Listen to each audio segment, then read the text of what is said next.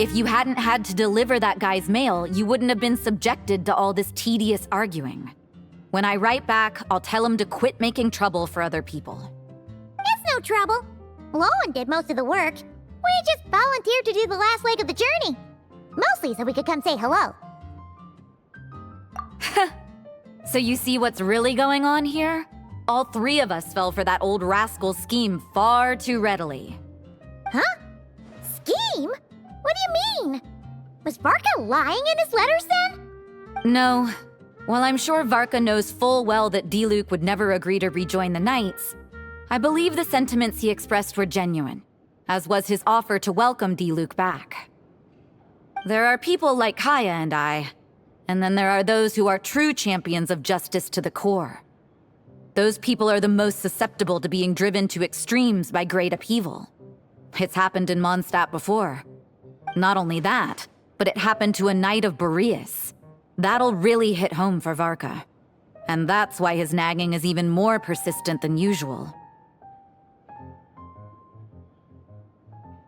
Yeah. So no one's told you this before? The lineage of the Knights of Boreas had nearly been extinguished twice in history. The first was at its inception. The second was the case I was alluding to. Oh! Wasn't Jean telling us about this? Wait, and then we got caught up talking about the expedition, and we never got around to the second time. I happened to hear about it from Varka once when he was drinking and started yammering on. The second crisis in the Knights of Boreas lineage.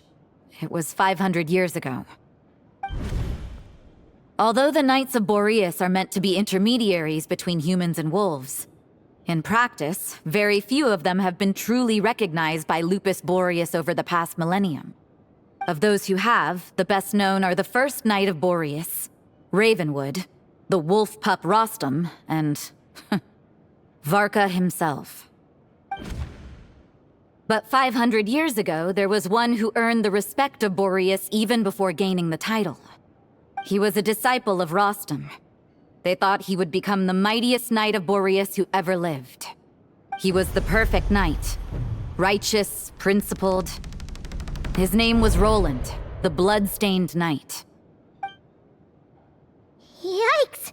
Bloodstained Knight? That sounds a little ominous. Well, apparently his original title was the White Knight. But he lost countless comrades during the Abyssal Calamity 500 years ago, including his tutor and mentor, Rostam. The endless bloodshed stained his sword and armor a crimson as deep as black, transforming the White Knight into the Bloodstained Knight. After that, he threw himself completely into battling monsters, leaving Mondstadt and the Knights of Favonius behind. To this day, no one knows his final whereabouts.